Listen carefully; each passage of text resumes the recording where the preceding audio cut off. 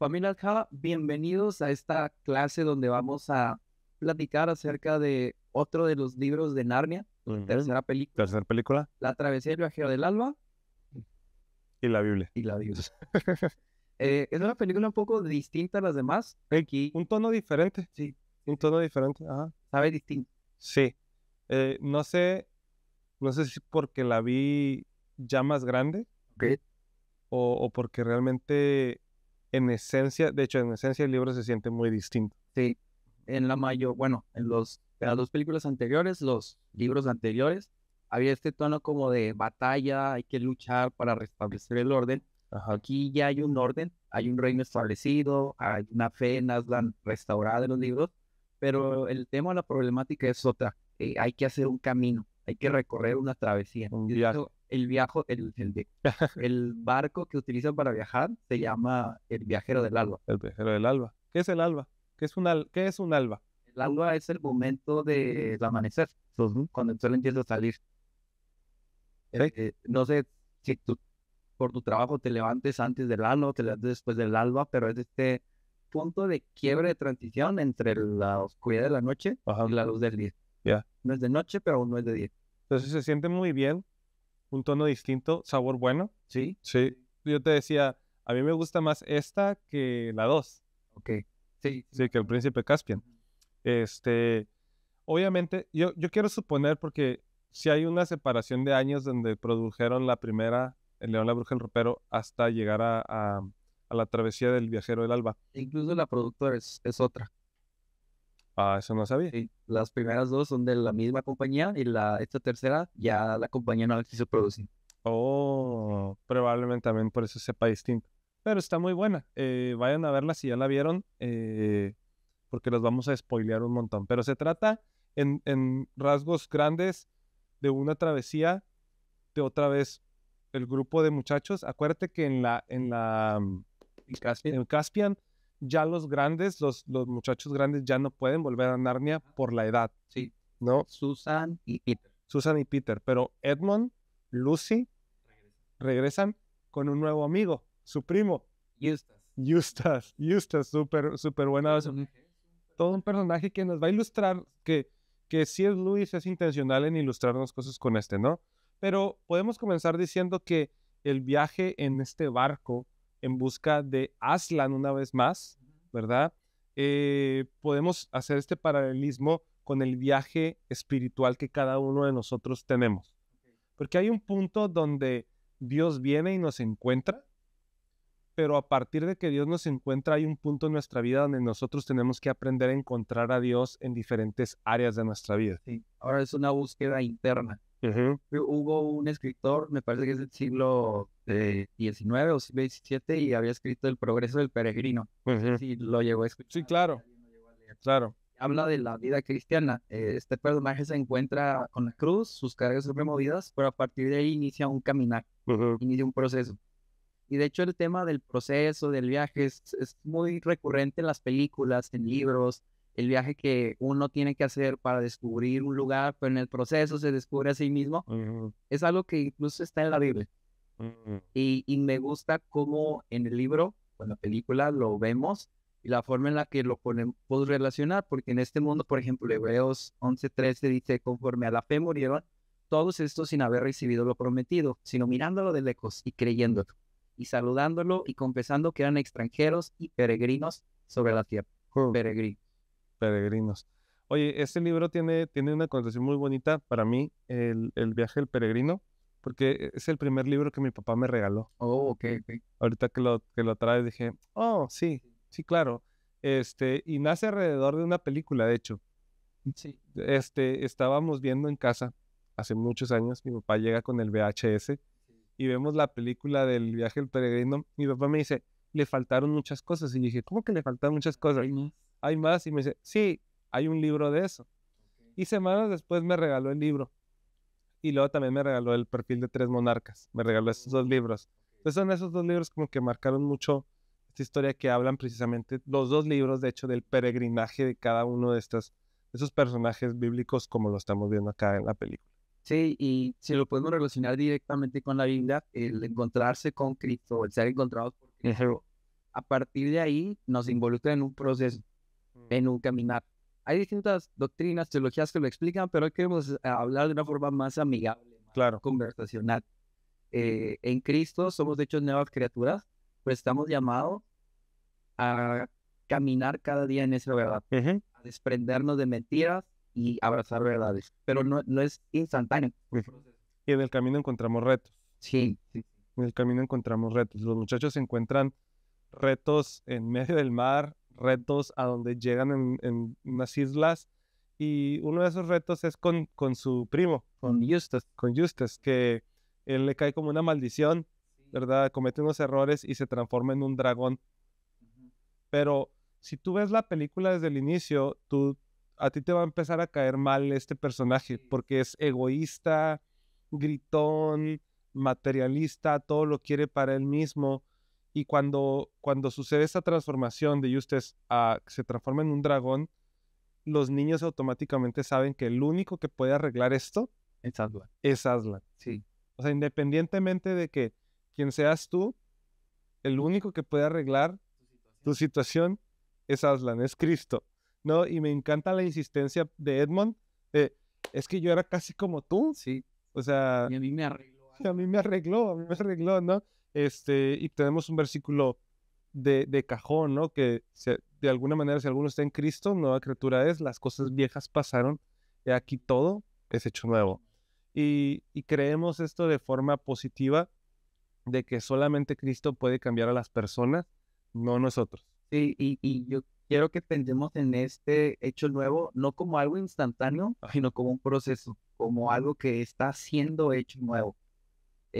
Hay hábitos, hay actitudes que tenemos que ir cambiando.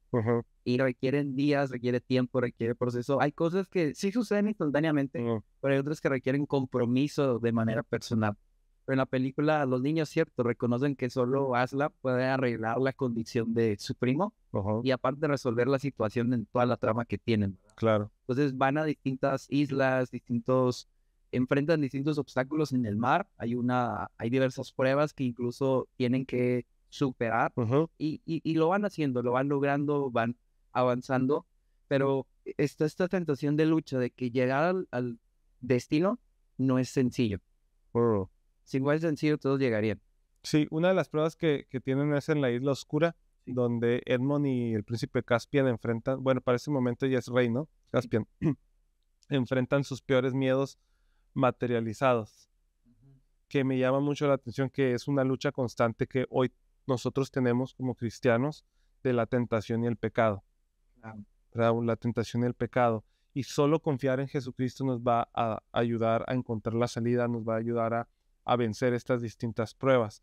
1 Corintios 10:13, no nos ha sobrevenido ninguna tentación que no sea humana, pero fiel es Dios, que no nos dejará ser tentados más de lo que podemos resistir, sino que dará también, juntamente con la tentación, una salida para que podamos soportarla. Entonces, ahora, a veces pensamos, aquí voy a hacer un paréntesis, a veces pensamos que la salida es la solución a la tentación, pero la verdadera salida es Cristo. Entonces, pensar en Cristo, la verdadera salida de los miedos de Edmund y Caspian era pensar en que tenían que seguir adelante porque al final estaba Aslan. Y nosotros debemos de pensar, así como dice Pablo, llegar a la meta. Sí. Y la meta no son nuestros logros personales, sino es Jesucristo. Y la meta nos da perspectiva de los desafíos, porque hay veces que los problemas o las luchas se sienten muy reales. Y es cierto, son reales en tanto nos olvidemos de la meta. Porque la meta pone cada perspectiva en su lugar. Por ejemplo, yo puedo imaginar que me preparo para un concurso físico o un deporte. Si mi meta es ganar en ese deporte, mi meta me va a dar perspectiva o le va a dar sentido al sufrimiento que hoy enfrento en mi entrenamiento. Interesante, qué interesante. Y luego, después de todos estos retos, como dijimos al inicio, ahora Aslan no los busca a ellos, sino ellos están buscando a Aslan. Y Aslan está en un lugar muy paradisiaco, si podemos utilizar esa palabra, como en una playa, ¿verdad? Cuando llegan al final, ellos le llaman el final del mundo, que es donde el mundo conocido, el Narnia conocido, termina y empieza un mundo desconocido o una eternidad, ¿verdad? y encuentran a Aslan ahí al final de este viaje, un reino lleno de luz, representando básicamente el cielo y la comunión con Dios. Sí. Y hay un personaje. Mi favorito. Y gran personaje, ¿eh? Gran personaje. Desde Caspian se empieza a robar las películas y acá se la rifan. Sí. Y es Rippy Chick. Ajá. Es un ratón. Es un animal pequeño, hasta cierto punto inofensivo, del cual te puedes burlar, pero es muy valiente. Uh-huh. Es muy valiente. Y este pequeño ratón, yo veo que es un ejemplo de una fe inquebrantable y una determinación inigualable. Uh-huh. Que para avanzar en procesos, avanzar en caminos, se requiere determinación. Y claro, una determinación centrada en Cristo, centrada en la fe, pero yo creo que si puedo ponerle un símbolo, un logo a la palabra perseverancia, le pondría Rippy Chick. Sí. Incluso, ahondando un poquito en Rippy, hay una imagen también muy bonita donde entregan sus colas. Lo más preciado que un ratón tiene es su cola, porque no están confiando, cuando hace ese acto es que no confío ya en mis propias habilidades, sino confío en la fe que tengo para seguir adelante en Aslan. Sí. Entonces, qué bonita imagen, ¿no? Y luego, al final, te platicaba que a mí me resonó mucho cuando viene y Aslan le restaura su colita, sí, ¿verdad? Aslan le restaura su colita, pero luego le dice, ¿qué quieres? Y él le dice, yo quiero estar contigo. O sea, no hay deseo más grande para Rippy que estar en presencia de Aslan, junto a Aslan. Y esto me llama mucho la atención, que podemos hacer este paralelismo con el ladrón en la cruz. Sí. Que sí, tuvo una vida, pero toda su vida, y esto va a sonar muy raro, pero toda su vida lo llevó a ese momento de la cruz. Uh-huh.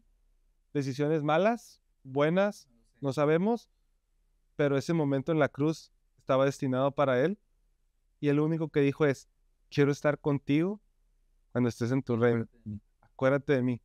¿Qué es lo que hace Rippy? Le dice, hey, yo pasé toda esta travesía, ayudé a estos cuates desde la película anterior, desde los cuentos anteriores, y lo único que quiero lograr es estar contigo. Sí, me hace mucho eco con otra historia bíblica, y es la historia de Mefiboset.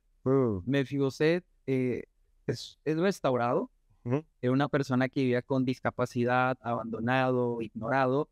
El rey en ese entonces, el rey David, lo restaura, le restaura su identidad, le restaura sus posesiones.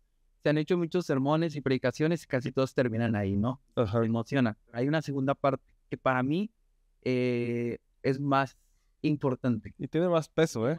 Porque luego este rey sufre como un golpe de estado, uh-huh. Se hace un desastre y cada quien quiere su parte del reino, y aquella persona que le habían dicho que cuidara de Mefiboset, uh-huh. sus posesiones, se queda con todo. Y luego le miente al rey y le dice, rey, Mefiboset te abandonó y te traicionó. El rey tiene otros problemas, no se preocupaba en ese momento, pero cuando todo se soluciona y otra vez el rey vuelve a poner orden, llega Mefiboset sin problemas como pudo, arrastrándose o utilizando los medios que él tenía, llega con el rey y le dice, rey, por mi condición no había podido venir a verlo, todo lo que le dijeron es mentira, yo siempre lo apoyé, yo estuve con usted. Ajá. Y el rey como que ya no sabe qué hacer, le dice, te creo, pero híjole, ¿cómo le hago? Ya toma esta decisión de darle todos los bienes al siervo. Y Mefiboset aquí para mí pone en evidencia los resultados de haber pasado tiempo en la mesa del rey, porque le dice, rey, no me interesa si me regresa mis posesiones, yo quiero estar con usted. Sí, claro. Entendió otra cosa. Claro. Y yo creo que eso nos habla, bueno, la historia de Rippy Chick, en la historia de nosotros mismos, de la obra en la cruz. Muchas veces llegamos quebrados buscando que Jesús nos restablezca, pero a medida que pasamos tiempo con Él, nos damos cuenta que el verdadero tesoro no es lo que nos pueda dar o los milagros que podamos experimentar, sino en tenerlo en Él. Qué poderoso. Sí. Qué poderoso. Por eso les digo que el Rippy es lo mejor. Es lo mejor, ¿no? Gracias por acompañarnos en esta temporada de Mitos y la Biblia. No estamos terminando. No, nos queda una. Nos queda una más y esta es una extra porque yo la pedí, porque es mi libro favorito. No está hecho película. Es el cuento número 3, antes del Príncipe Caspian, y es el caballo y su muchacho. El caballo y su muchacho. Es el cuento número 3. Nos vemos en la siguiente clase porque aquí a lo mejor voy a llorar. Okay. Todos lloramos. Todos lloramos cuando leímos esto. Sí. ¿No está en película? No sé, digo, sería complicado. Sería complicado hacerla por el contenido. Pero ahorita vamos a verlo. Nos vamos para otra clase. Hasta la próxima.